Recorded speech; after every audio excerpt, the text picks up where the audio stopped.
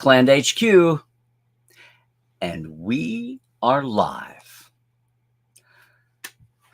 R.I.P. Lora Johnson, our unheralded, underheralded, I should say, and Underdog, Star Trek tech pioneer.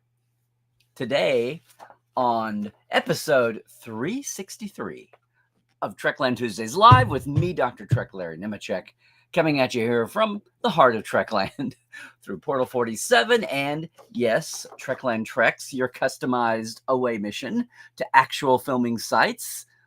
Check it all out at treklandtreks.com. Love to have you with us someday. Hey, we are here for some clarity, sanity, and the big picture, or a bigger picture, and all things Star Trek. So happy Tuesday, everybody. If you're a regular, you know what to do. If you're new here, you want to jump in our chat, introduce yourself, let us know where you're coming from. At this time of day, we have folks from all over the globe jumping in. I wanted Trekland to be a pretty expansive place. And just to know that if you're joining us, yes, introduce yourself. But please come in on YouTube. That's a preferred place for one thing. Like and subscribe, ring the bell. But also on YouTube and Twitch, you're going to see all the comments. If you're only on Facebook, you are just seeing Facebook. And if you're watching us later on YouTube, welcome. Please feel free to keep the conversation going. Comment away. Now, when I say comment away, the veterans know, the TTLers know that I'm going to be here on a topic for a while, on a little soapbox. And then midway, we'll take a break, and then I will retrack. And we will get everybody's questions, especially anyone, since we are monetized, and this is a super chat on YouTube. We are appreciative of anything you can throw on the pot with the super chat system there on YouTube. But you got to be on YouTube to do it. All right. All right. It's another week. Voice sounds a little better. A little better. We had a Will Rogers big event this weekend, but my 3 weekends of talking are done now, I hope. And we're looking back at the news. There's a lot of news going on with Paramount and Skydance. The first round of the chips falling, not totally unaware, not totally unforeseen. And here's a program note. I'm going to be on the 7th Rule today at 5 Pacific, 7 Eastern with Ryan and Sirach and the gang. Everybody to talk about, I think. Did I get that right?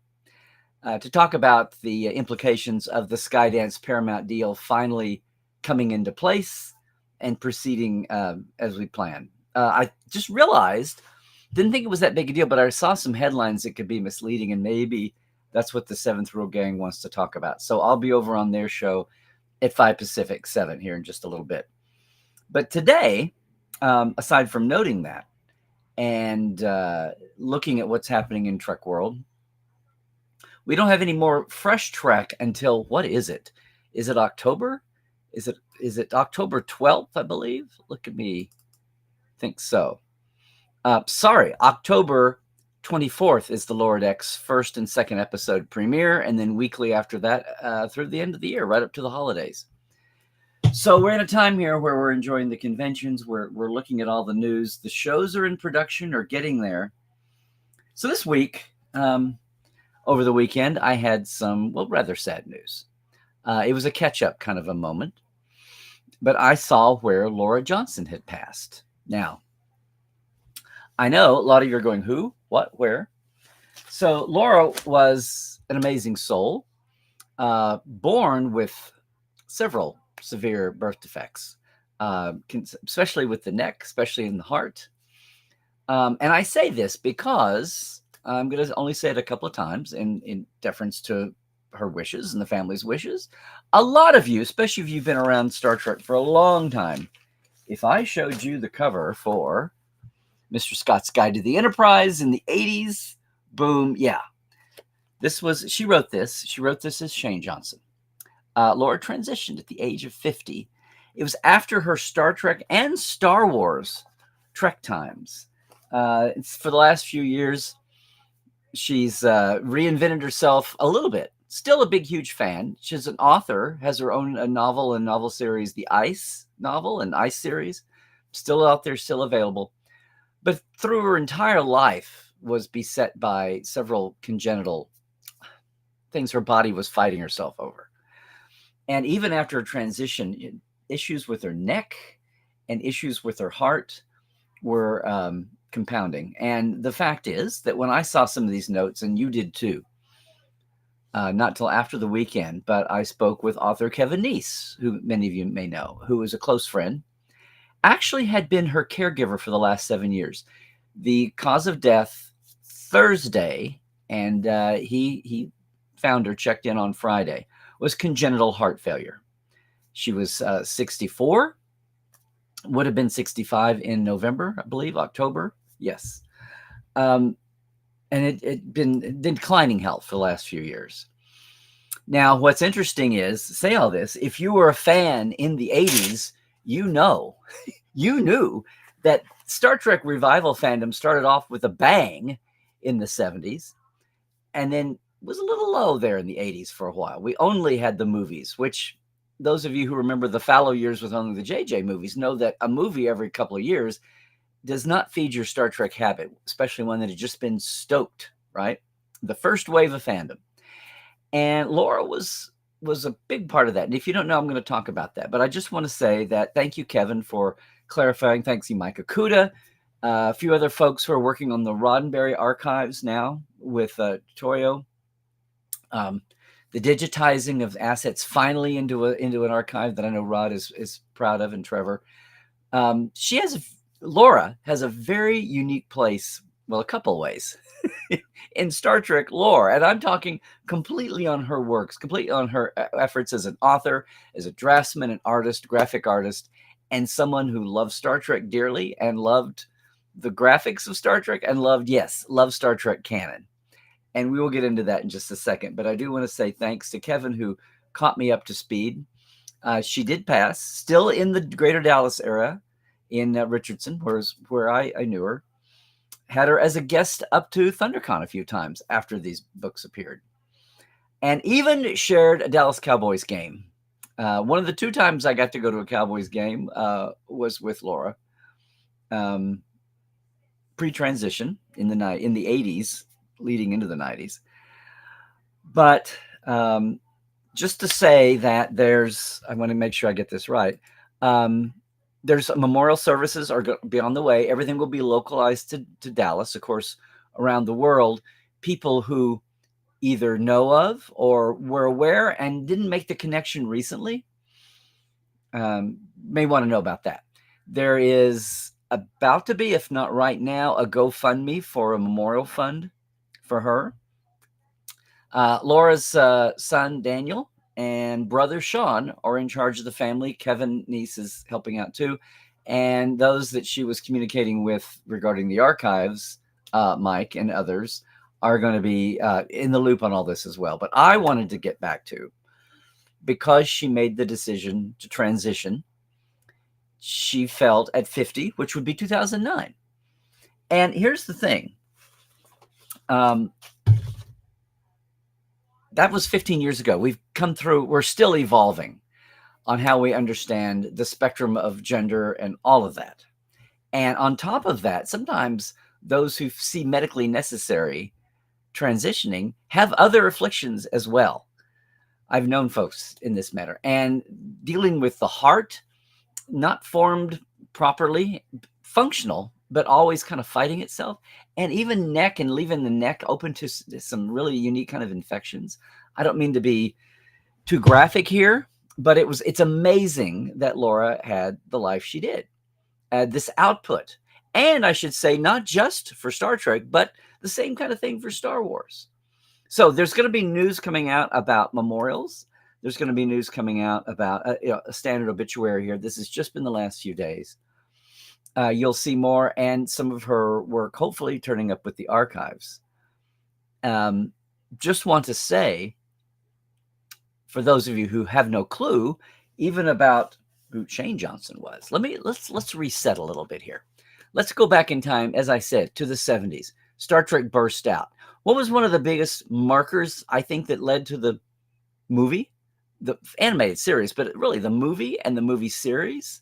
What told Hollywood that this failed three little 3-year little show had some legs to it? Well, sure, it was the protests, and it was the petitions, and it was the infamous Save Star Trek campaign, the biggest ever for a show up until that time, and maybe since. Sure, it was the fact that conventions were starting to happen for this dead show and people were turning up. Sure, it was the fact that this did not go away. It did not follow the main. It was not the business model of most canceled 3-year TV shows. The syndication made so many local stations happy with their 800% rise in after school or dinner time or even after local news at 10 or 11. That time slot was huge.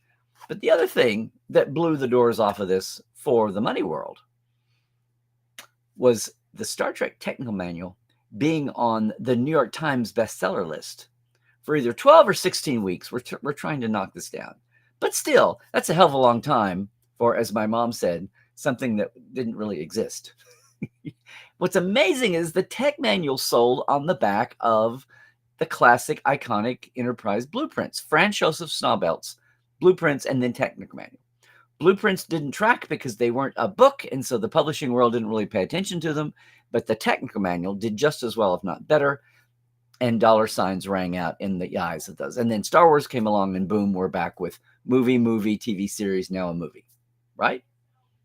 With a whole host of licensed goods to meet that huge audience demand. Well, the motion picture wasn't quite the boom that people thought on the Star Wars model, although it did make the most money of any Star Trek movie until the inflated ticket prices of the Kelvin movies all these years later. It still made enough money, plenty of money, to guarantee there'd be a sequel on some budget model. That all happened, but the huge publishing empire that was part of the merch tied up when Simon & Schuster in the Paramount family got a hold of the license rights.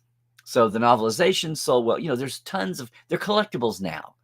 The sticker, the graphic sticker book, and the make your own costume book, and the fold apart paper folding Enterprise and model kit.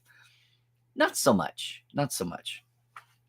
And there was a pouch of blueprints, David Kimball's drawings from the art department, right onto professionally printed paper stock, just like in a pouch, just like the old Ballantine originally.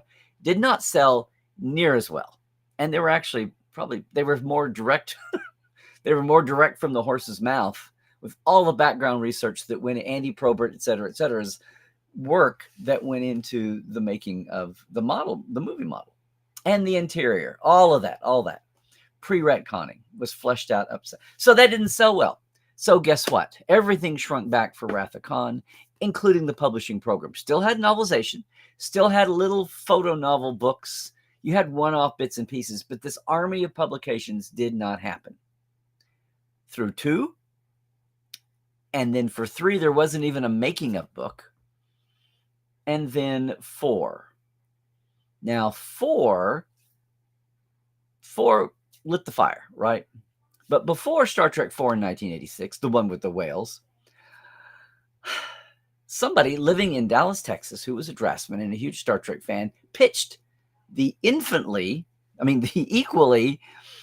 feral, babyish, undeveloped, not near as sophisticated as it was soon to be, licensing department at Paramount, and said, hey, it's overdue time to do a blueprint book. Let's do a blueprint pouch for the Enterprise A and update it now. Nobody wanted to go there. So a counteroffer came back. How about we do a standard book with engineering drawings? And that is how Mr. Scott's Guide to the Enterprise came about. Not only was it not a hardcore techie book like the Tech Manual, but it still had photos. It had plenty of drawings. And these were all hers. All of this was hers. What the selling point really was, there's props in here like you expect in graphics. The big thing was going to be, no one had any word about details of the plans, details of some of the other things that the blueprints even didn't have in detail, and things that had been altered. Just a feel-good, even though a little bit watered-down version of the hardcore Tech Manual we'd had 10 years earlier, right? 10 years earlier. So she sold this book. She sold the idea for this book. And one of the best stories in the world, if you were lucky enough to be part of a live con appearance where she was in the 80s and 90s. You heard the story of this. Now, here's the thing. We were so hungry for material in the 80s. We were hungry for more Star Trek, period. The Next Generation was coming along slowly, but these early movies came along and proved their point because at the time, the paradigm of Star Trek was Kirk, Spock, McCoy, Scotty, Sulu, Uhura, Chekhov, and this Enterprise ship. No one knew how to bust out of that yet. We weren't into a multiverse. Not a multiverse, a multi-platform verse, the MCU, the STU, Star Trek Universe. And what she was smart enough to get done, and what I was very jealous of doing, was what I had wanted to do at the time, which was a follow-up book called The Worlds of the Federation. That was a star system by star system, culture by culture approach to all the members of the Federation. This is from a year later, and this is growing out a lot of the work that Jeff Mandel and the Circle, coming out of the New York Truck Mafia, was doing with the Starfleet Handbook and his self-published Starfleet Officer's Manual, and the army that I was attached to, the core group that I was attached to. I did not know Laura Shane working on this book, but I loved it. I saw where a lot of the pieces that I had put into my charts that wound up being in the paper Star Trek Maps 1980 wasn't a big seller, but picked up on a lot of things. A lot of the things that I did, she had no clue about, but they wound up in here trying to keep some semblance of continuity. Again, before Mike Okuda touched anything, before The Next Generation was a gleam in anyone's eye, before we all knew what Okudagrams and the quadrant system would do to the backgrounding of Star Trek and our alien races and all of that. Now, what's interesting is this came out in, I think, 87. The point being that there was room to get a few of the very, very, very earliest. 89. This was 89. A few of the very earliest new aliens, new cultures from Next Generation found their way in here. I think, what am I thinking here? It's primarily that, but the Binars are in here. I think there's the Saurians. A lot of the movie, but she got to work on this. Then, by that time, the third season had come down. The fourth season was approaching, and by that time, Next Generation was exploding so much. And the work that Mike and Rick Sternbach was doing, they approached pocketbooks and licensing about doing their own technical manual based on the technical notes they'd already been writing since the pilot days. And so with that in mind, there was no need for an outsider to sketch together work like this, although it was phenomenal and amazing. And so many things got furthered along from all the iterations of licensed, but not screen canon, because, hey, I would have loved it if this had been screen canon. Put it on screen. Get it in a story. Somehow they had other things to do with their screen time. I don't know. But we did get the Federation Council scene in the fourth movie. We did get that. As that was happening, there still was no technical journal. And as that passed, and the way that licensing contracts can slice up a pie, sometimes a little maddeningly if you're one of the other pie holders. But in this case, once the contract was set up for Mike and Rick to eventually do the technical manual, and it was a year delayed, wound up coming out with my first year Next Generation Companion. But before that happened, Starlog was also had the official magazines, and the official magazines back then were episode synopsis and maybe one behind the scenes interview, one science feature. Grab some graphics and throw on a 2-page spread. And they also did those softbound books like that. And she actually did this one, which was a huge seller because nothing existed yet. So yeah, in between times, this is, I want to catch the date on this. Oh, this is 92. This is talk about a slice in that pie. The tech manual was a little bit delayed and came out right about the same time. The tech manual wouldn't have the cool fold. This actually had like fold outs. Where are we? There you go. There's your D fold out. So the work was there. This was a Starlog magazine. So this was a licensed magazine special, not a book. So it was okay. We can't have our two licensees fighting each other, or can we? But the bottom line is that this was also Lora's contribution to Star Trek. See, I've still got it in the magazine bag. And at the same time, through Starlog, she wound up doing a lot of the same work on. We were right in the heart of the fallow time for Star Wars, and she got to do some of the same kind of work. The Star Wars Technical Journal, Technical Manual, Technical Journal. Notice that it's a technical journal magazine, not a technical manual book. All righty. So, yeah. And I know in the day, she, pre-transition, was speaking at conventions in the region. If someone was smart enough to fly her in as a guest, cool. I know I had him up as a guest twice at ThunderCon, and we got to know each other. Got my books signed, of course, signed with the birth name.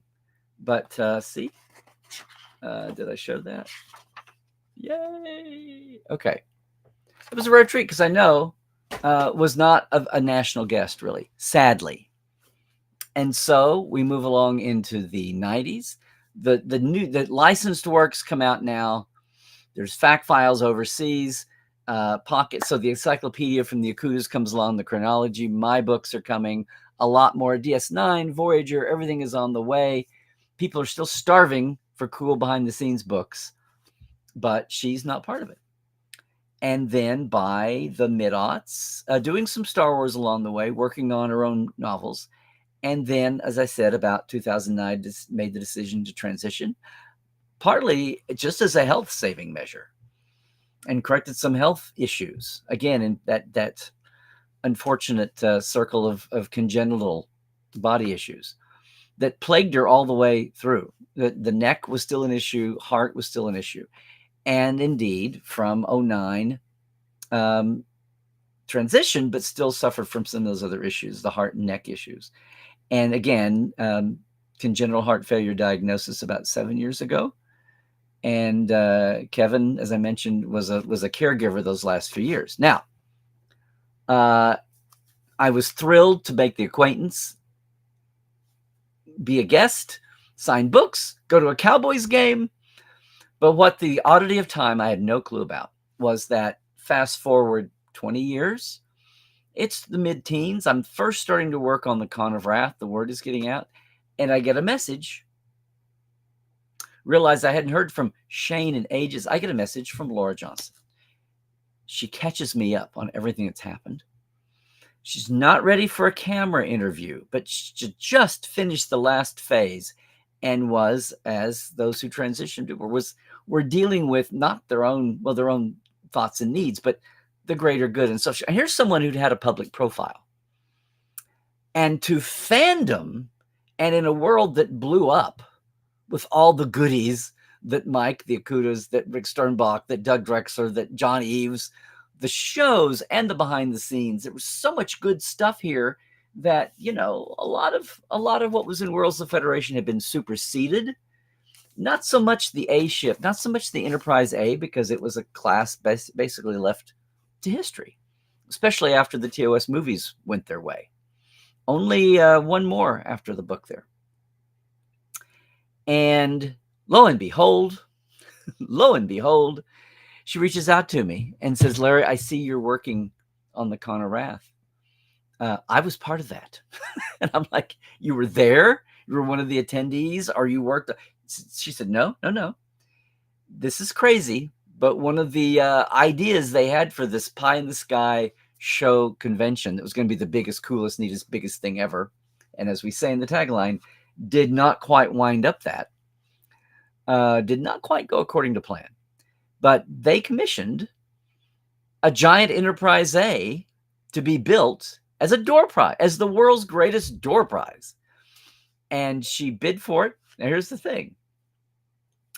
Go-between friend Walter Koenig, who was helping kind of be the Hollywood connection to get all the actors to this thing, but had been around cons and fandom and knew folks and knew what a great archivist and draftsman and model builder that she was.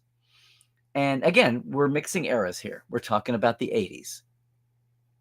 and early 80s, before the books, before Mr. Scott's Guide, 3-4 years before it.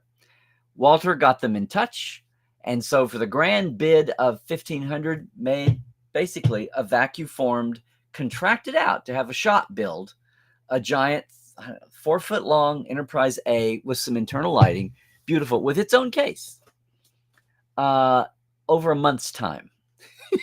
Like insanely short deadline, of course. And got to build it, did all the lettering after the main frame was built, after the shell was built, painted it, did the decals, did the lettering, did the internal lighting, the control, had the case built for it. Delivery picked it up from Houston up to Dallas area and took it away with the $1,500 check and promises of seats and meals and hotel and all of that as a sidebar. Thank you. No word, no nothing. Show up and get it. As wont in the Con of Wrath story, she showed up with a friend. Model had been taken away already. No hotel room, no meals, no special anything. Of course, the show itself there was no need for special seating. And in the end, the $1,500 check bounced. Bounced to a bank that was not happy.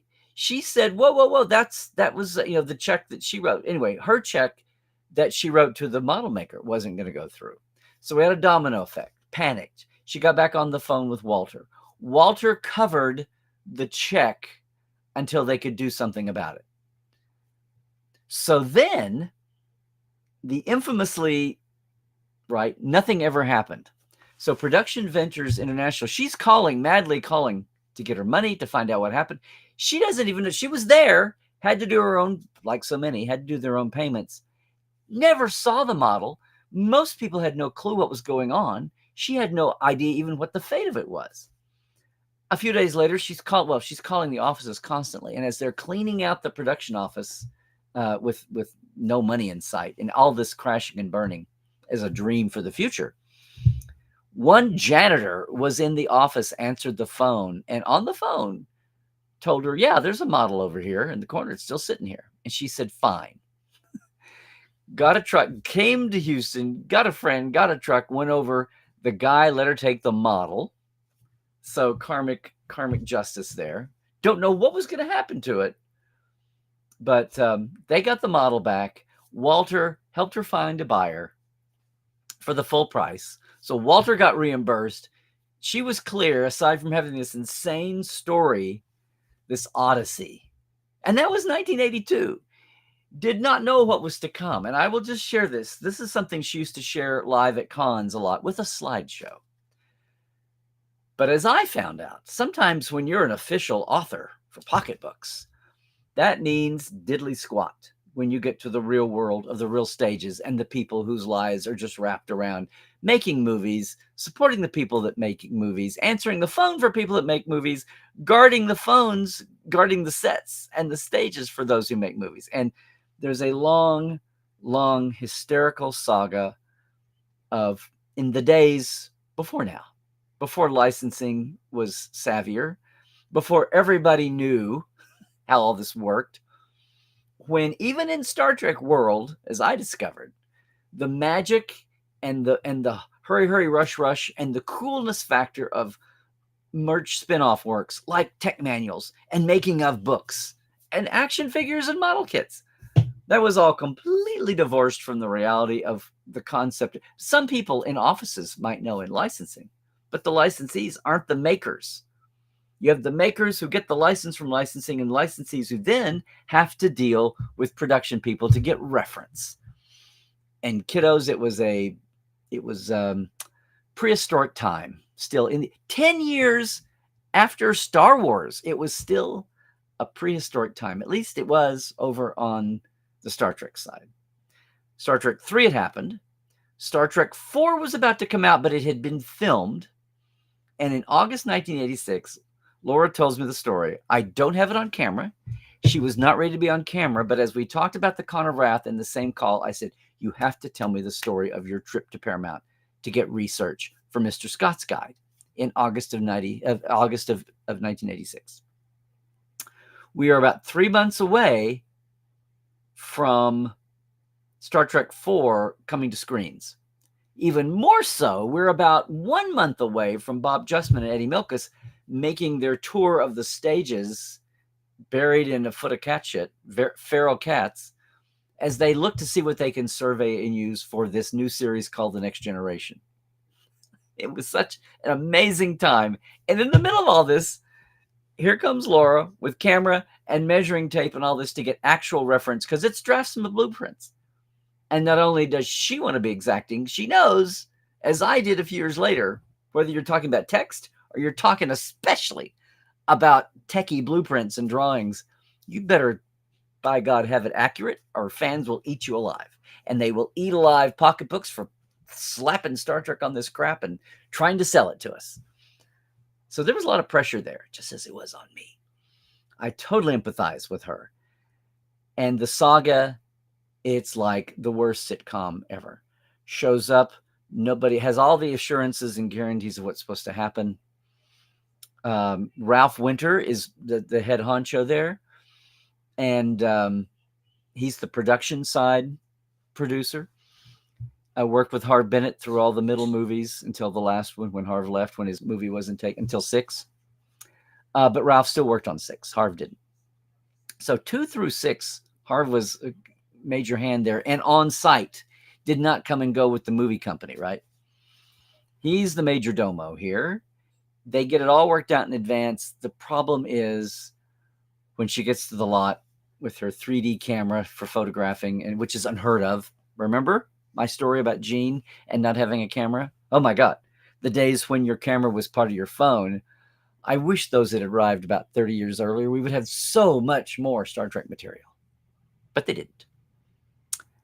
But here's Lora, burdened down with measuring tape and note paper and all the things.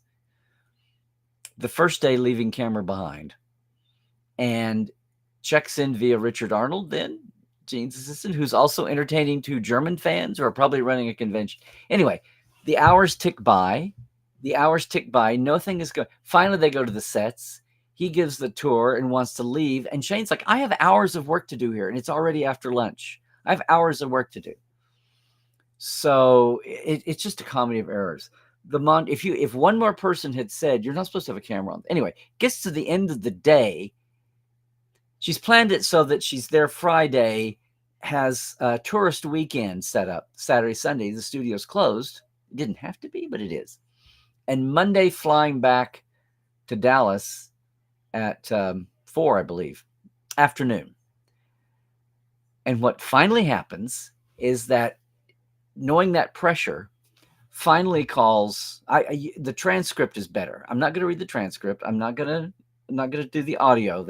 We'll use that. But the gist of it is, Friday afternoon, got a message through. Remember, no cell phones.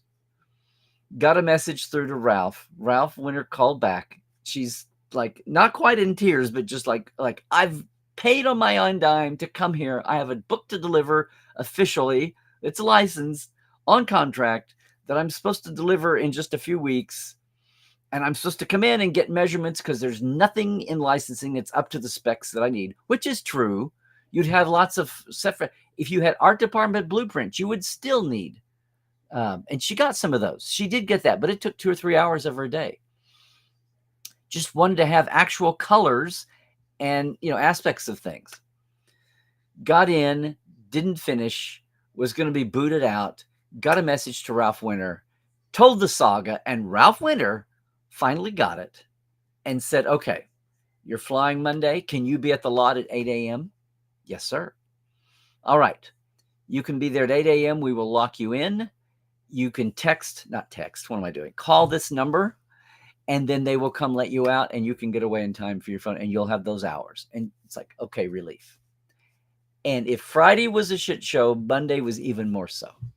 Nobody has a clue what's going on. Nobody's been told the Ralph plan.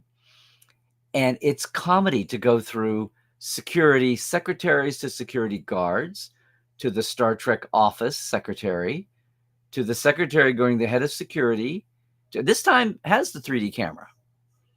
It's like takes like ViewMaster pictures to Ralph's home number and his wife. And every time the call goes something like, "Hi, tell the story. I'm here. I'm official. I'm authorized. I talked to Ralph, blah, blah, blah. I have my camera." "Oh, you can't take a camera on the sets." "No one ever takes a camera on the sets." "I know. That's why this is special." Call each person in turn. You go through the whole rigmarole. "Okay, you can't take a camera on the sets. Nobody takes a camera on the sets." "I know." That's okay. So 7 or 8 iterations this later, finally they get to Ralph. No one believes what's going on. She gets to go to the stage. She's locked in, takes her pictures, and then gets there and realizes that it's, what did they use in Star Trek 4? The new bridge repainted white. The old bridge repainted white. All the other sets that have been around since motion picture are ratty. They've been redressed. They're half in, half out. Captain Kirk's quarters, Admiral Kirk's quarters, had been almost used for an apartment for Jillian in Star Trek 4, and then they decided they didn't need it. Nothing was pristine except for the transporter room. And having said that, she still photographed everything, took measurements, yada, yada. And of course, we know, and there were probably some pages left out of this, I think, Mr. Scott's Guide is a benefit for that. There's a lot of one-off aspects to this book that don't really fit, but they're there because she had the information and could draw it and draft it. And we're all the better for it. And along the way, the licensing contact at the studio, she was trying to get something out of her. And they were like, "You can't." Gets a call. "Why are you calling Ralph Winter at home? You can't do that." It was insane. "I had to. How else am I supposed to do this? You just don't call. You don't call. We do not bother the important producers." Yes. And screamed and yelled at, trying to deliver the book. This is why I say, and for fans in the 80s and 90s, before Lora kind of dropped out of view to undertake her grand saga for her transitioning and to come back better, she told that to several audiences, but it wasn't repeated. And then Star Trek took off on its own. I don't have camera film of this, but we have this entire long audio. We have the Connor Rath story on audio and the Paramount No Holds Barred. I know she told a redacted story at times. It was a little easier on all the personalities she had to interact with. People doing their jobs in 1986. It was prehistoric compared to the savvy world where, you come up with an idea and you pre-plan how the comic book, the movie, the TV series, and the animated series, and the entire merch line fit together. And you go in to pitch this at the right places, and they expect you to have all that. We live in a much different world now today than back then, when I think one of the things she's finally said was, "Look, you're going to make a lot more money on this than I do." In fact, she got home Monday, Tuesday, the next day after she got home, editors at Pocketbook called. "What the hell did you do in LA? What did you do at Paramount?" Like she'd stolen half the studio. So she tells the whole story. And the upshot is they said, "Do you still have your pictures? Do you still have your slides?" Because people threatened to take the licensing people threatened to take the film out of her camera for what she'd shot. I know. It was for the book, your project, that wasn't available elsewhere. Excuse me for bumping my head on the ceiling of... So, Dave Stern, then the Star Trek editor at Pocket, says, according to Lora, "Well, did you get them?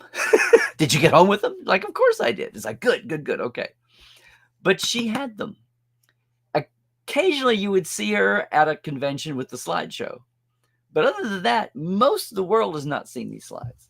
And I have to say, aside from being shocked and saddened when I heard that Lora had passed, my 4th or 5th reaction was, "Oh no, I hope those slides are in a good place," because we had talked about finding a home for them. I knew she was working with the Roddenberry Archives. I was hoping that was part of what she was consulting about. Turns out that had not come up yet. She was working with the things related to the A and the refit model. Some of the information she had, some of her original source material. But the slides themselves from this weird slice in time when the original motion picture A set, refit sets were as they were in between. So a lot of them not touched since they were used on 2 and 3 on Wrath of Khan and Sir. If they weren't used for, the only thing was the bridge.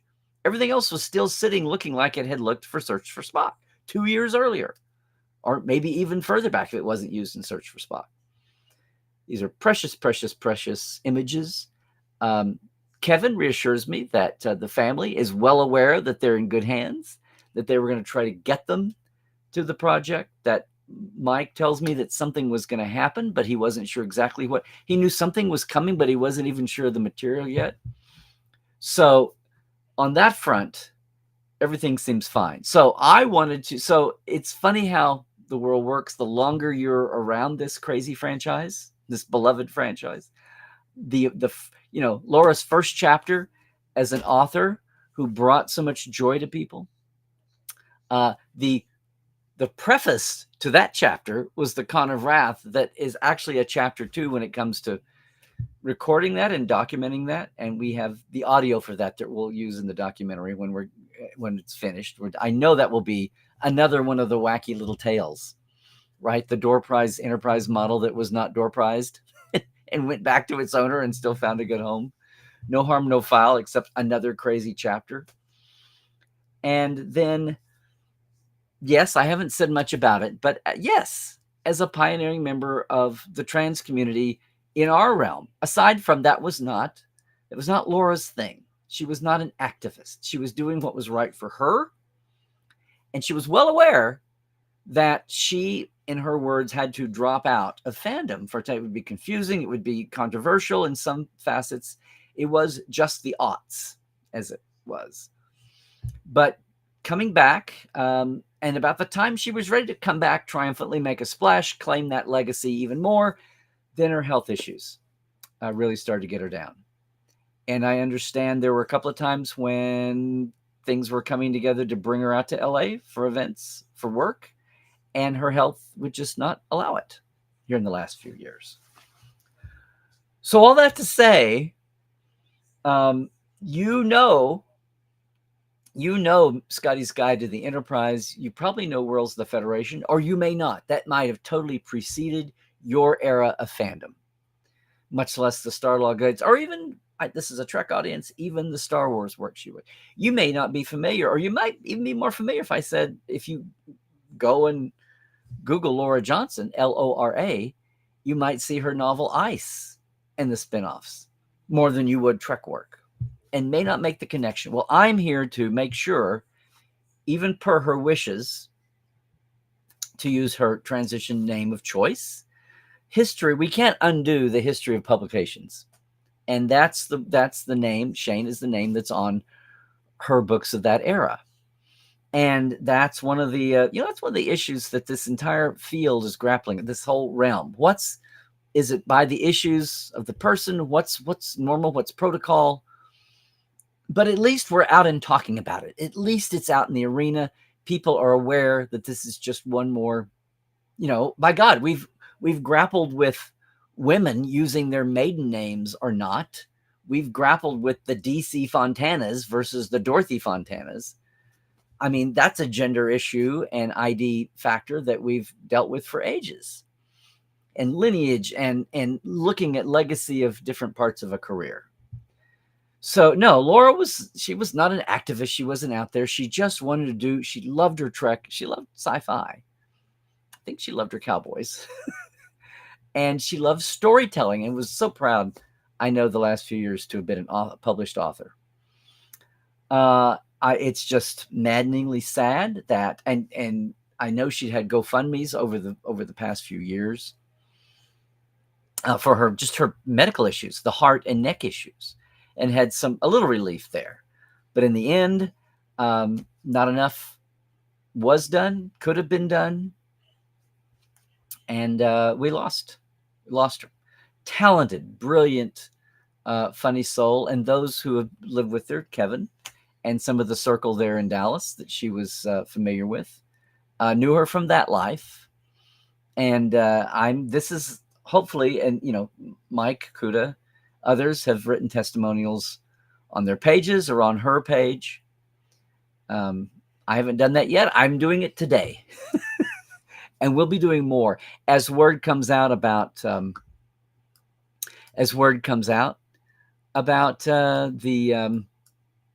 oh, here we go. This has just been happening the last few minutes. So Kevin, if people want to make memorial gifts, here's some things. There is a Lora Johnson Memorial GoFundMe to help with the immediate expenses, right? But also, if you want to give a memorial gift in her name to the ASPCA, American Society for Prevention of Cruelty to Animals, the ASPCA is one. The Trevor Project is another one that supports trans youth as they make their journeys, whether or not they're in support by families. And or if there is a trans youth organization near you that you support or are aware of, give in her name to that as well. Now, I'm seeing where the link is up. Can I get this? Come on, kids. Here we go. It's a memorial. I'll put the link here in the chat. We'll circle back around to that. If you want to give that way. I wanted to say that. And speaking of support, Laura's son, Daniel, brother Sean, have been very much in support these last few years, which has made it wonderful on the transition side, but all the more, bittersweet and heartbreaking as nothing could be done for these greater medical issues. My goal here today was let the world know, even on hopefully a little bit wider stage, and as you'll be hearing more in the days to come. More work, her work so far with the Roddenberry Archive is going to be a thing, and her donations of resource and material will be remembered and noted in the archive there. The one that Otoy's been working on, both the videoing that you've seen, the bits come out, and also just the 3D archiving that's happening. Some unique points in the evolution of Star Trek history and backgrounding and canonistaizing and retconning, but even just doing the basic research so we know how to go back and retcon. But Mr. Scott's guide and also the guide to the Federation. Again, a lot of it superseded, but a lot of it perfectly well used and suited. Bits and pieces I've used in stellar cartography because it was gap filling. There was nothing else out there, or it was the best of what was, or it was itself was a summation of what's. It's you know how canon smoothing and gap filling works.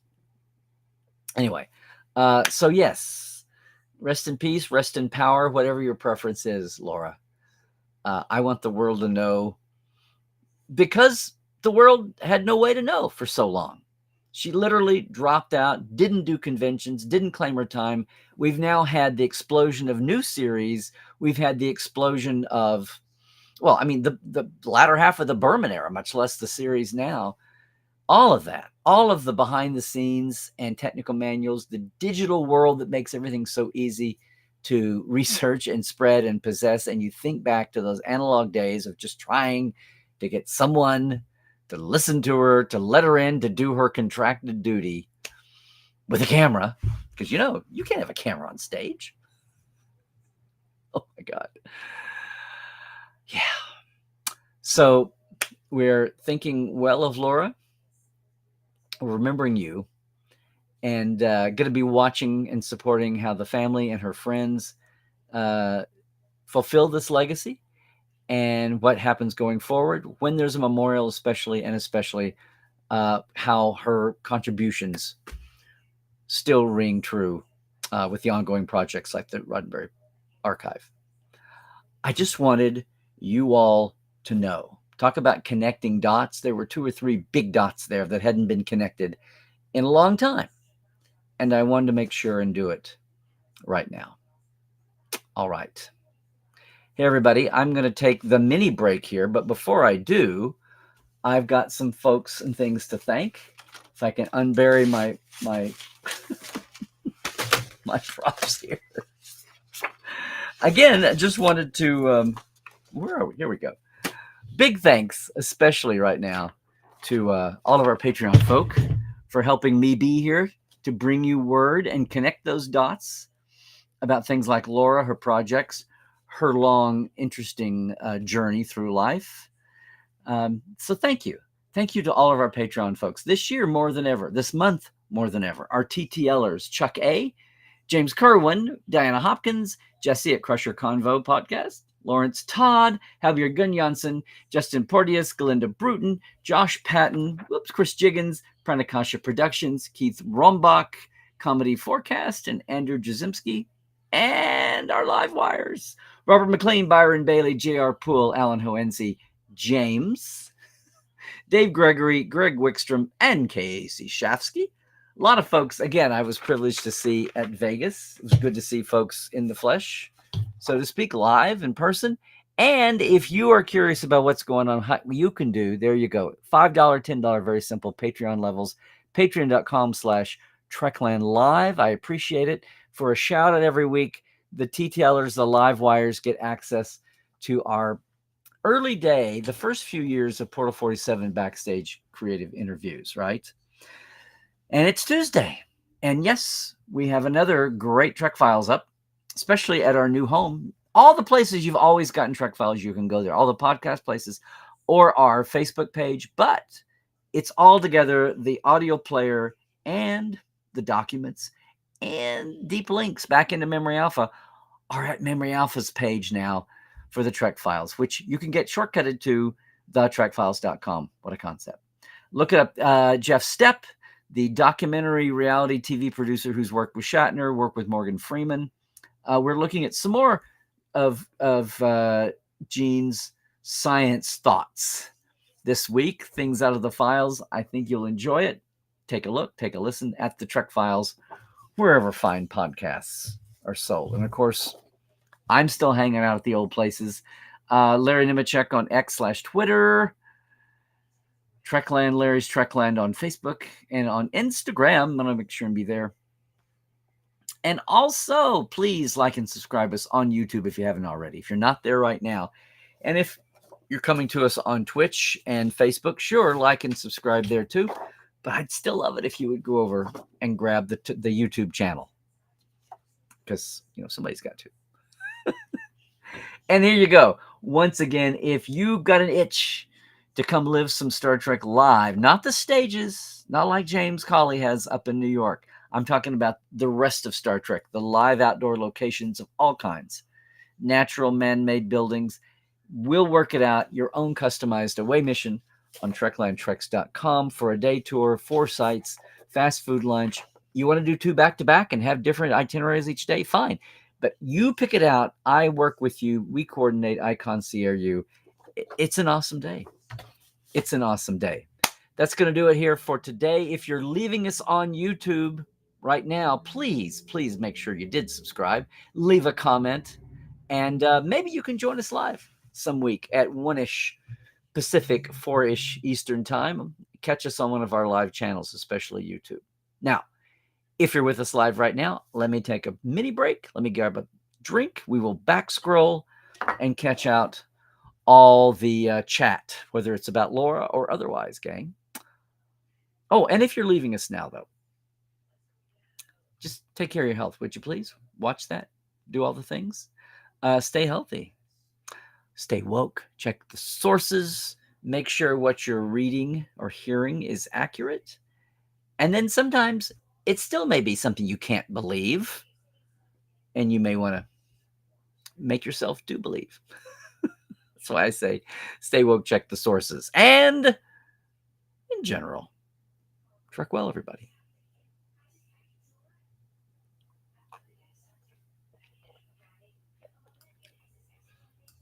All right.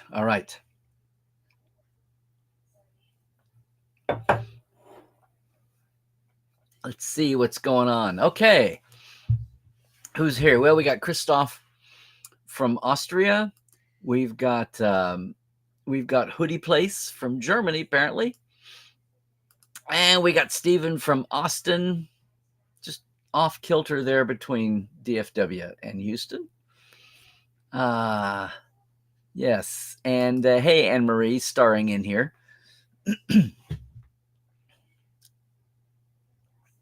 Oh, hi, visual effects arts, VFX ARTDS. First time caller, long time lurker. I don't know, but hi from Portland-ish, Beaverton. Hey, and Christoph, you're saying if there were followers truly all around us every single time zone, it would be difficult to keep the Tuesday. That's true. Well, half of the world would be Tuesday. Tuesday is sort. It's like, it's like Greenwich Meridian. It's like the Galactic Quadrant Meridian. It's the home base is what matters, right? Thank you, Anne Marie. Thank you for my correcting. It's the main viewer. I could have sworn he said you want to join us on 7th. The main viewer today, everybody. Thank you, Anne Marie. Jeez. Hoodie, don't worry. Skydance is not removing Star Trek. That was part of the deal. That was part of the deal. Hey, Zahir. This is so funny. So the quake yesterday, Monday, it was only a 4.4, which is relatively mild. But apparently, and I'd always heard this, but it had been a long time since I'd felt it in practice. It was a shallow quake, meaning when they're deeper, I guess the vibration has to get up out of the ground and the zone of effect is smaller. When it's shallower, this was only about 7 kilometers, and I think the definition of shallow is up to 70 kilometers. I could be wrong, but I read this yesterday. When it's a shallow quake, the feel is much further, and it feels rockier, shakier than it is. I mean, there's hard scientific numbers in the way it's computed.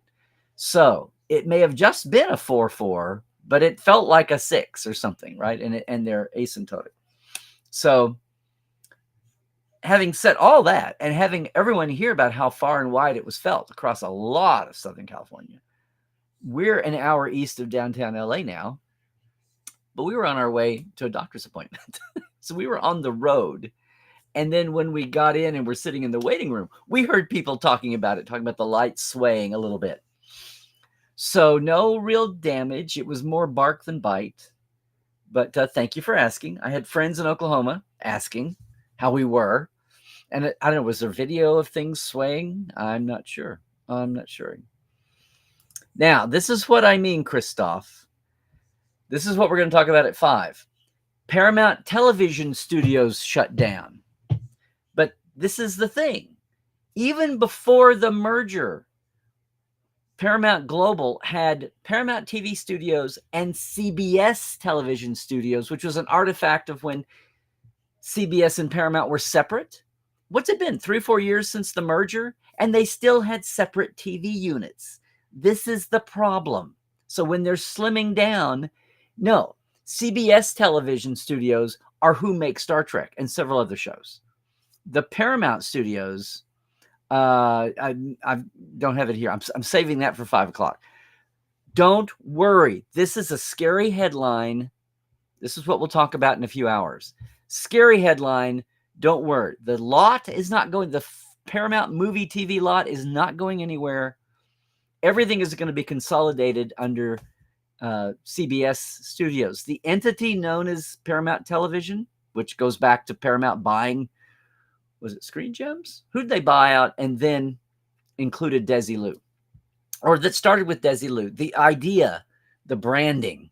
They've gone with CBS because CBS is already television and Paramount Television sounds redundant today. I don't know. But don't worry. Now, there's I think I read about 30 jobs. It's like when two similar companies merge and somebody's jobs are the ones that stay. The bookkeepers, right? And the security guards. So, yeah, there's about 30 jobs that are going to go away. But this was all kind of telegraphed. And it's part of, I don't know, was it 2,000 jobs across the entire corporation that are going to go away from redundancy? But there were residual redundant jobs just from the CBS Paramount remarriage that everybody knew were not going to last forever. And a lot of people have just been wanting to get this over with. They knew all this was coming. And then the Skydance deal was going to mean even more. And it's been crazy. That's part of the cash drain, that this is even still existing, that kind of redundancy was still there. So take a breath. And as far as we're talking, Trek is fine. Trek is fine. Now, how big the Trek pipeline, as I keep saying, is going to be, we don't know. But the pipeline of some kind with at least 2 or 3 series in it is still intact. Okay, everybody? And the lot is not going anywhere. If Sony had bought the package, then that lot was goners. So we're good. Woo-hoo-hoo.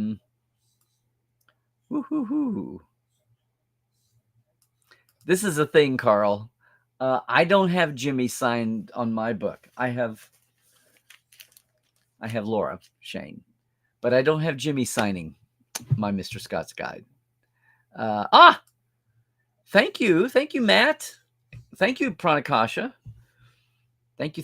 Did you have a question to go with your silver that you're crossing my palm with? Thank you. Yeah, way too young. But it had been, again, Kevin had basically been not a live-in nurse, but the life nurse, life attendant for the last 7 years.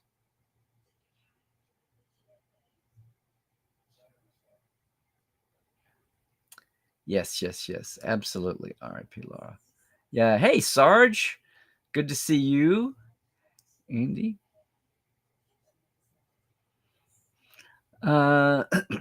Hey, Alfredo. I'm back at you. It's good to see you, sir. Speaking of our global audience, Alfredo, there in Greater Mexico City. Yeah, a paper blueprint and start to. Well, Scotty's an old-fashioned guy. He likes his hands-on tactile sensations, even with all the digital. I mean, that's my headcanon. I'm sticking with it. Okay. Hey, Rashid. I know you've been with us before, but glad you're bopping in from Canada. And Christian, howdy. And Adam, it feels like it's been a while, but good to see you, sir. William, did I see your plushies? I think so. The last 3 weeks, I'm looking forward to having a virtual brain vacation after Comic-Con, Vegas, and our Will Rogers Family Day this weekend. My voice is looking forward to a vacation.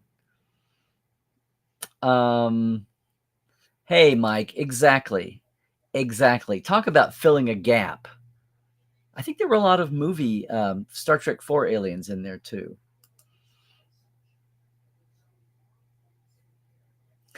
Michael, is this a leftover life support live? Did we do a drink on Franz Joseph mentions?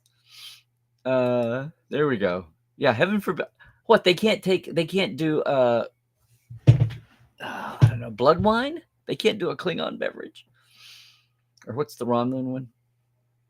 Romulan ale. I know. And Romulan ale and Romulan. What was the kerfluffle in the pilot of Lower Decks?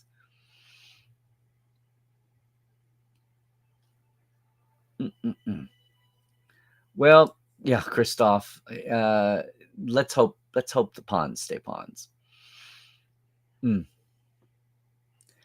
Yeah, 3 needs a making of book. Absolutely.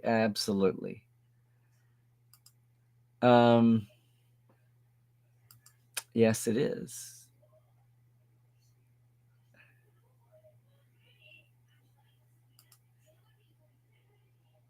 Who is this? I should know. Okay. Dan the man, Dan Madsen, ladies and gentlemen, everyone is in the house, or he was, at least in the beginning. Hey, Dan. Dan, did you have any interactions with Laura on Star Trek or the Star Wars side? That's good. That's good to know. Hello, Galinda.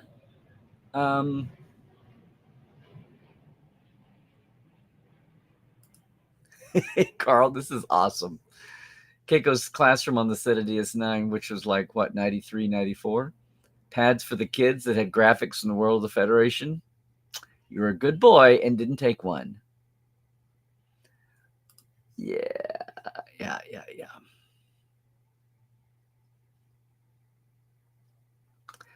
You can find, so it is awesome. Now, again, a lot of it's been contradicted, contravened, story needs, and all that. Different ways. I mean, that came out before the quadrant system, remember? So 89, 87, 89, 89, 89 yeah. That fall, the time it came out was right about the time Mike was conceiving the quadrant system for The Price, season 3. So no mention of that. And it's probably, I'm a little rusty, but my memory wants to say it's basically still using the maps, the 1980 pouch system. Oh boy, gang. I get to geek out like this so rarely anymore. I haven't got to dive in so long.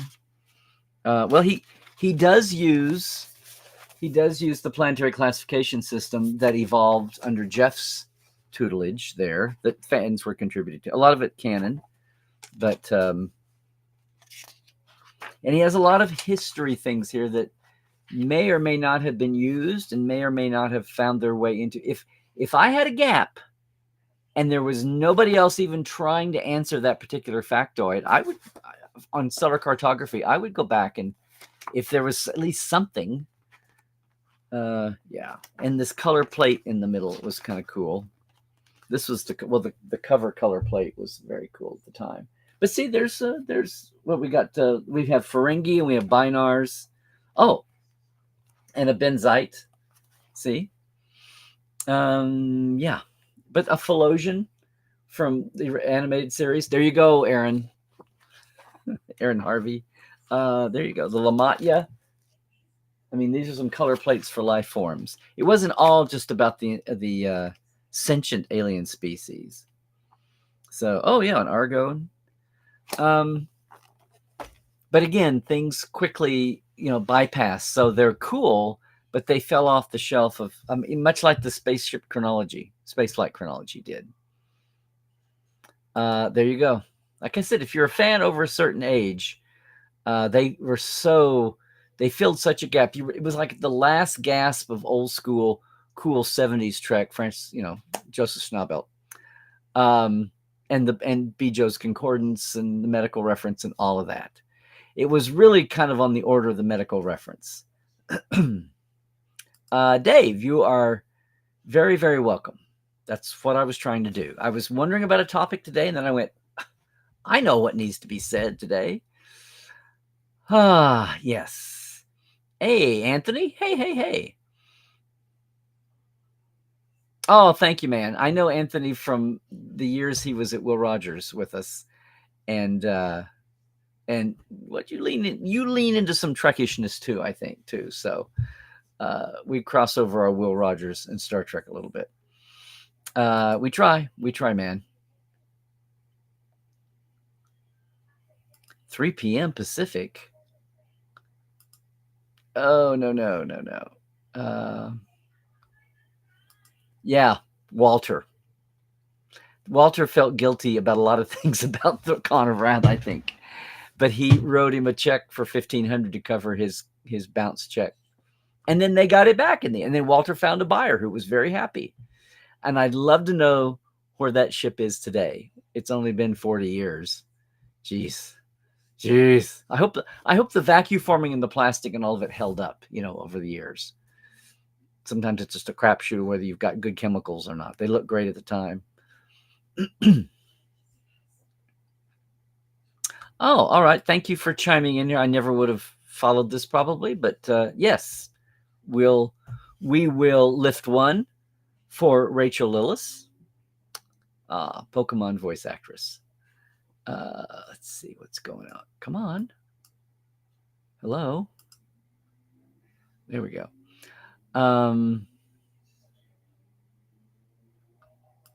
Christoph, you know me so well. Yes. Yep. Glad everybody's having it. Looks. You're very welcome. You're welcome, Donnie. And the tune. There you go. Hey, Willie, good to see you. Oh, yes, Melanie. The Enterprise blueprints were, people don't understand, even before the tech manual, that was just mind blown. A sea change. It was a paradigm that didn't exist. It was It was a thing that did not exist. And boom, there you go. Star Trek fostered it. It's like something we needed that we didn't know we needed until it happened. And nothing before Star Trek ever made you think that on a mass scale.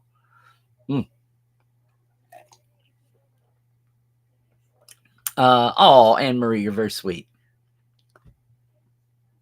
We should.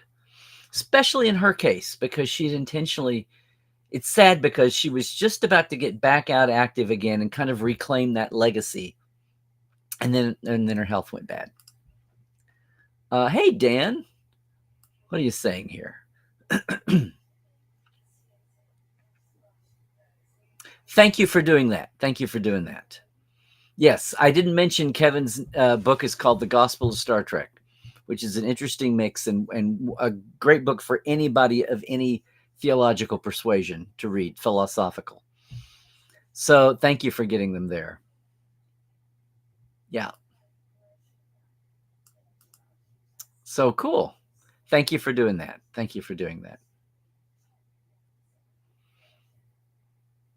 Yes, there was. Everett was getting a lot of attention, wasn't it? 17 way.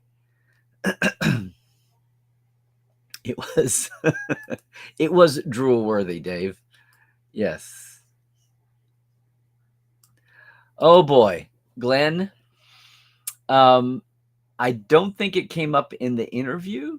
I think I was saying you mean like a ViewMaster camera or a stereopticon old school camera, and I don't know if she gave me the brand name, but I'm sure it's in the goods, and I'm sure I can ask Kevin and the family if she still had it, what brand it is, if you're that curious.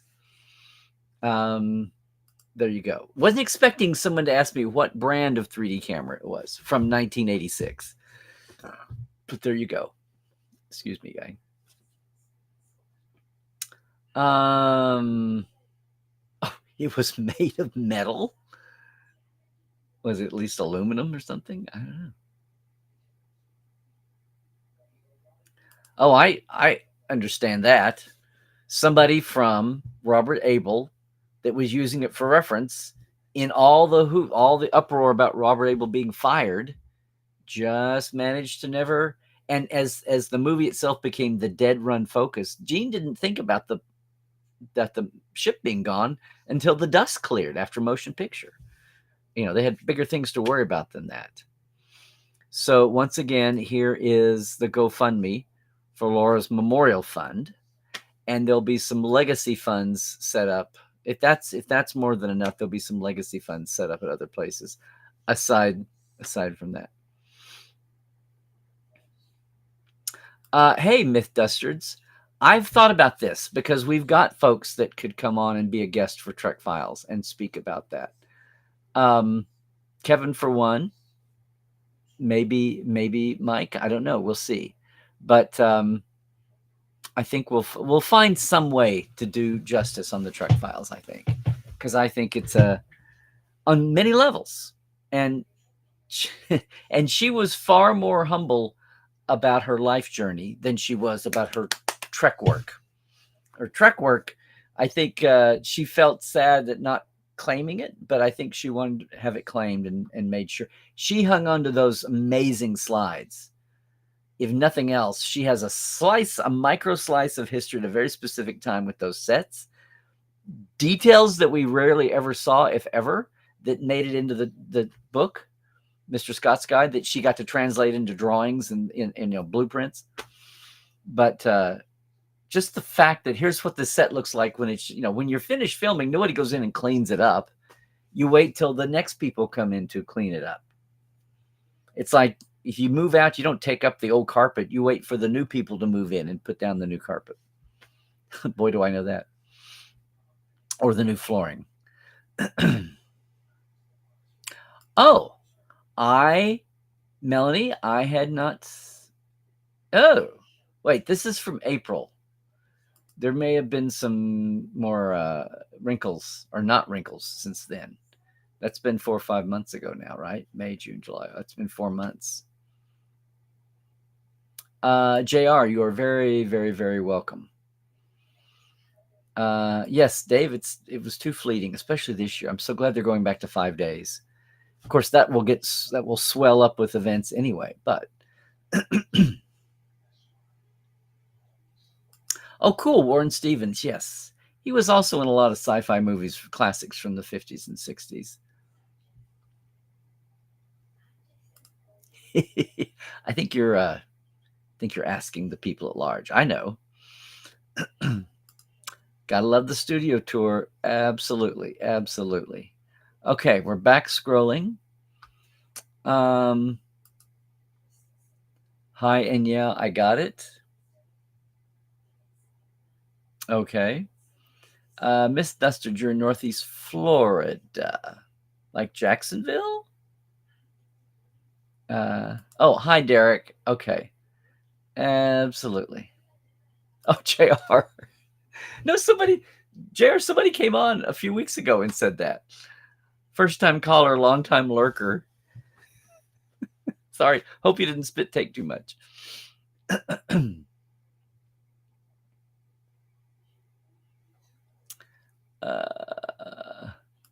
You know what? I'm doing my best, Melanie, but thank you. You too. You too.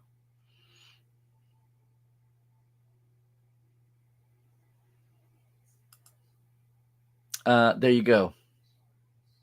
Yeah, I mean the shows will continue and go on. Hey, Kevin, there's the man right there, everybody. Thank you, Kevin. I had no idea. Of course, it's not the thing that's made public, but I'm so glad that, well, first of all, that she had someone with her in good stead, and the fact that you were a fan and a fellow author, and all of those things, and I'm so glad that her assets, her resources, are in good hands and aren't being mistakenly overlooked. So, yay, yay, yay, yay. No. Well, they're structurally separate, but who's running them both is the important thing.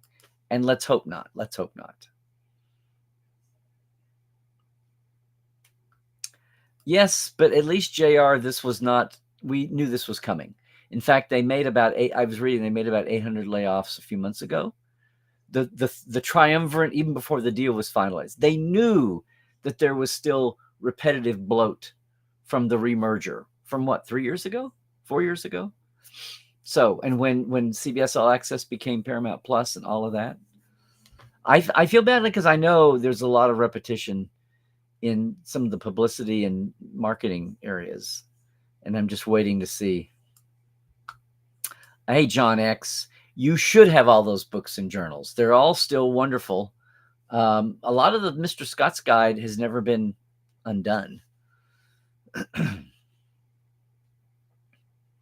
Well, Donnie, from your lips to the great bird's ears, I hope nothing whack. It's like never say never again, but we'll see. Let's hope not. Exactly, Christoph. Let's hope somebody, because the bottom line here, it's amazing how the early days NBC and Paramount and fans were like, oh, they don't get it. But somewhere along the way, someone learned the lesson that if we make fans happy, we make more money. So there's a lot of times when the synergy is now. It's when there's an exterior force, like the early years of the JJ movies, and there were conflicting agendas going on.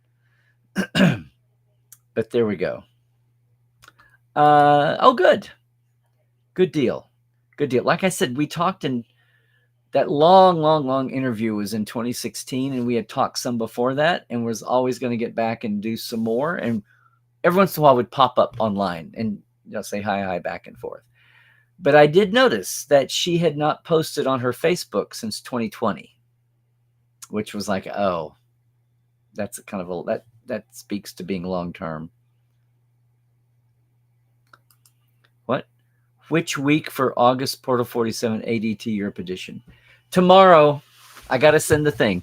We are tomorrow, Christoph. Thank you. European and midday Ask Dr. Trek from Portal 47 is tomorrow, gang. If you're in the group, and if you're not, why not? It's like a mini con all year long. Yes. A redundant TV studio absorbed into CBS. No movies are affected. No TV shows. And they should have done it 2-3 years ago. But it's been all the it's been this uncertainty about who the greater deal would soon turn into that they didn't, which is crazy. It would have felt you would have made it more attractive to a buyer if they didn't have that looming redundancy hanging there.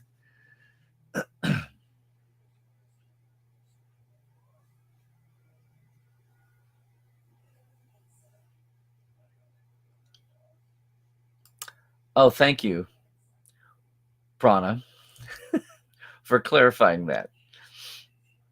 Or the fact that that's where we all grew up thinking engineering was until the big retcon. Yes, I think that's been the consensus all along. Skydance was the best offer. John, you have gray hairs? We're back working on it active for the first time in 3 or 4 years. We're back working on on a landing plan, and I hope sometime here in the next few weeks, months, to have some announcements to make. I know you've heard that before, but this is crazy. We have to wrap this up. Hi Jesse, hi Crusher Convo. Thank you for being a Patreon. It was transparent aluminum. What's that? There you go. Thank you, Kevin. Other things before Mr. Scott's Guide, not easy to find, but our Memory Alpha has an excellent list of her publications. Yes, and you can also find the list of her Star Wars titles too that came out after. Okay. Well, it was a barn burner. It felt like a compressed, I don't know. But you were missed, but it'll be good to see you again next year.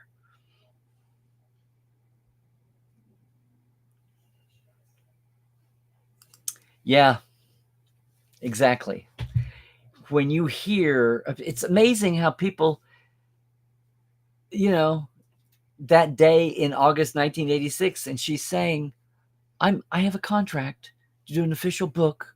Why are you people making this so hard? People just, part of it's people clunk along in their little jobs that has nothing to do with what she was doing. They were part of the, now we are media savvy. Now the geeks won. Now half the people at Paramount weren't looking askance at the Trekkie kids. I mean, that was the 80s. It was that way. And well, I had to swim upstream on things in 1992 for the Blue Edition companion. That's amazing, and a lot of you heard me talk about that.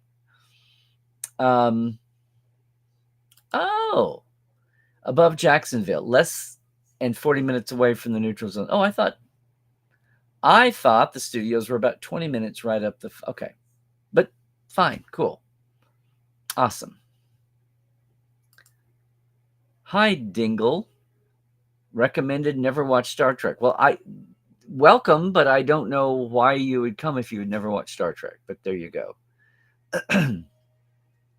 Maybe for the triumph of a one person's trans story saga. I don't know. Thank you, Kevin. You have the projector. Not sure about the camera. Well, maybe we'll find out. Maybe we'll figure it out. There you go. Sorry, Christoph. Maybe that was just the winds coming off the Alps near Innsbruck.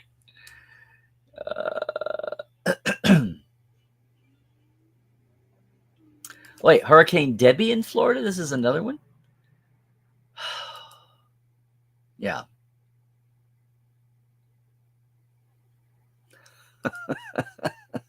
Of course your new kitten is named Beverly. Of course it is. Fine. Well, then good. Glad I can help with the babysitting there.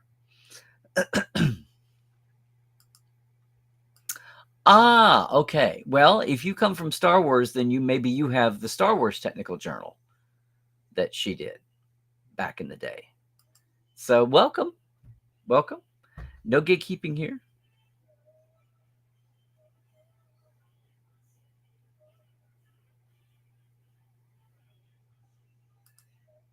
Trek, Alfredo, since the rebirth in 2017 of TV series Trek, that's always been under CBS television. And I know anybody, and when they were split, it's been just the last couple of years since they've had the remarriage. It's like, why do we have CBS television studio, not CBS TV, the network, but the production studio? Why do we have CBS television studios and Paramount television studios? Why do we have two? And in the beginning, you might have said, well, CBS television studios were the TV series shot in New York, and Paramount TV studios could have been the ones shot in LA, New York, or Toronto.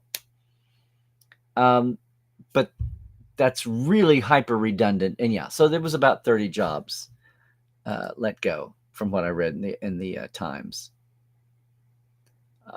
Let's see. And there's nothing wrong with that, Donnie. You just do that. Well, just make sure you get the name of the show right. It's the main viewer, okay? Pay no attention to this man in front of the screen. Oh no, I'm out of sync. Oh no.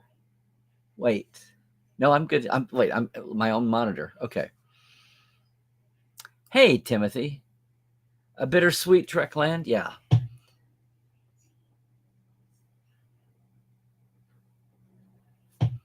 Well, that happens, and that's why I'm doing this. I'm trying to see the rest of your answer here. You wrote a long block. It won't all display here. A disconnection, at the same time, a lot of affection and love for the person who wrote something which is a big part of your childhood, right? Memorize pretty much all the tech manual by Rick and Mike, and of course,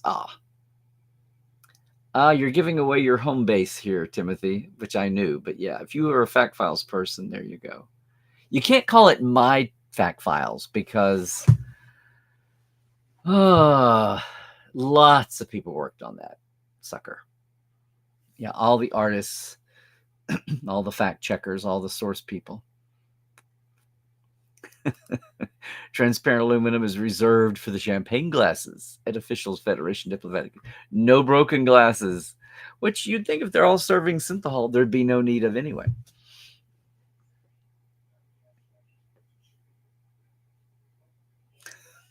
JR. I fought the jocks and the geeks won. I fought the jocks and the geeks won. If you know, you know. Okay, well, good deal, Dingle. Yay, AI. For what? Okay, the good boys, the good guys of AI did that.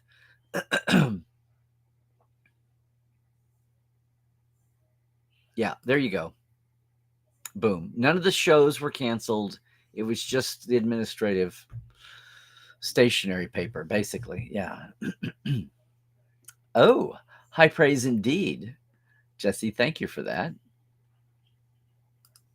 Well, Dingle, anybody will tell you Star Trek is the nicest fandom out there. And then the Who people will say, what about us? And we'll say, well, we've been at it longer. And they'll say, no, the show's older. And then we'll say, well, we've been at it longer.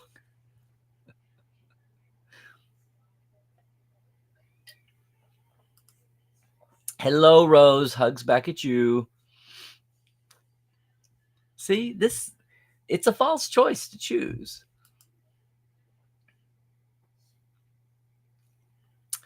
Donnie, somehow, I think I was aware of this. But thank you for joining us here. Let's just keep Disney out. Does Disney have to own one more IP? Do we have to do there? Oh, hey. Okay. Thank you for dropping in. Good.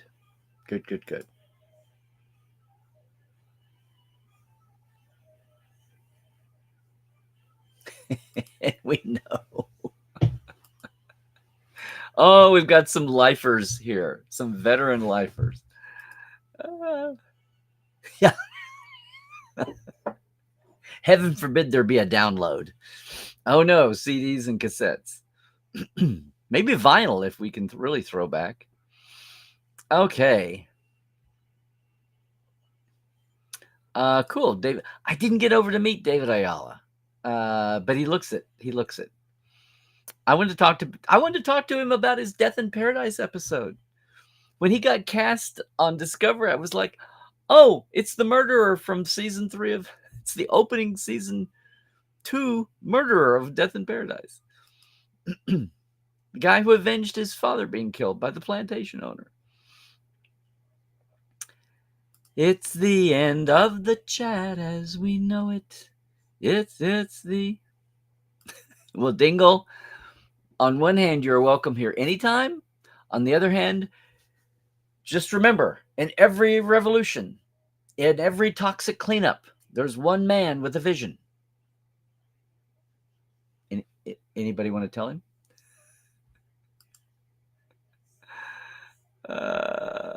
Oh, there you go. There you go, Dr. Crusher's Hope. Really? Whoops. Things are jumping. You're really a throwback, huh? There we go. There you go. And here we are.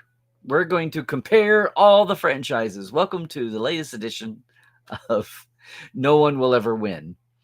Here for the end of the chat, and we know it.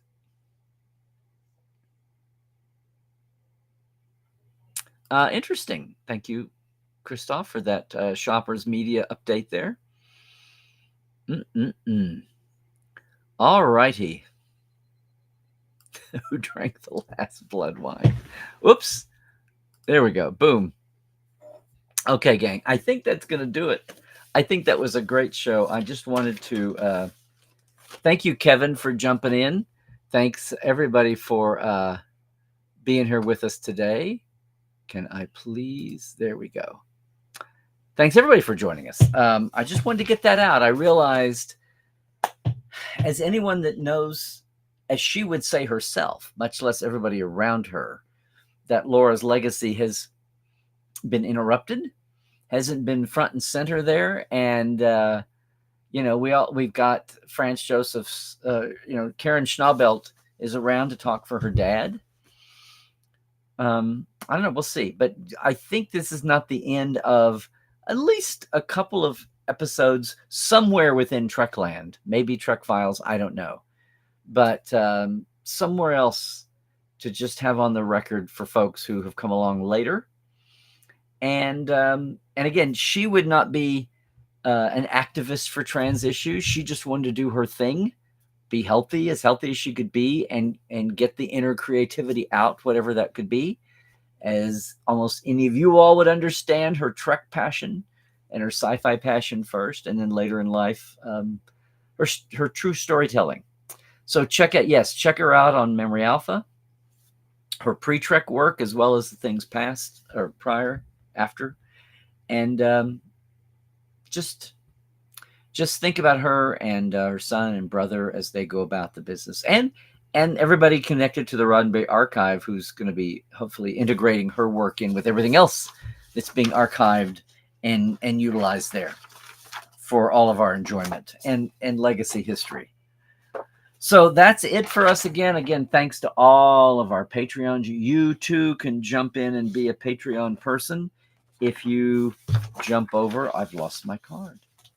If you want to go to patreon.com/Tuesdays Live, that's it. I appreciate we've got a bigger Patreon group than we've ever had before right now, which is awesome. Hey, also what's awesome is the Trek Files. Again, another episode is up for today. We're moving along through season 12 right now. We're back with Jeff Stepp talking about Gene and his documenting science and futurism and humanity and all the stuff of Guru Gene from the 70s and 80s. A lot of fun. Of course, it trickles down to Star Trek, too. Of course, it affects all of that. Fascinating to talk about that. And the market, the way the TV market is constricted today, and some of his experience working on the shows that the Universe's Mysteries, some of those type series that he worked on. Check it out, the Trek Files, at our new home, thetrekfiles.com, at Memory Alpha, as well as every other place you've ever seen it before. Hey, just one more reminder that TreklandTreks.com is waiting for you to take your own customized away mission with my help. Check it out there. Go to my site or write to TreklandTreks.com. And of course, all the places you can find us there. Boom. Oh, that's the Trek Files. Well, yeah, you can find me at the Trek Files, but you can also find me Larry Nemechek on Twitter /X, whatever the hell you call it now. It'll always be Twitter to me. Trekland, please like and subscribe us here on YouTube. And sure, Instagram and Facebook too. Portal47.net if you just want to jump in and be part of the minicon all year long. Find it out, check it out. We'd love to have you in the group. We picked up a couple of new members at Vegas. So excited for that. And yes, tomorrow Wednesday, is European and midday Ask Dr. Trek Roundtable for all the Portales who are in the audience right now, or actually for any of them. That's going to do it, gang. So please have another good week. Enjoy your Tuesday. I'll be on the main viewer here in what? 2 hours? Less than 2 hours. And we'll be talking about some of this, the fallout here, and some of those scary, misleading headlines that threw people off a little bit today. Glad to see you. We'll see you back here next Tuesday. Good Lord willing, and the creek don't rise too high, as Foreman Scotty used to say. Look forward to that. And until then, please, please, please stay healthy. Do all the things. Stay woke. Check your sources. And yeah, trek well, everybody.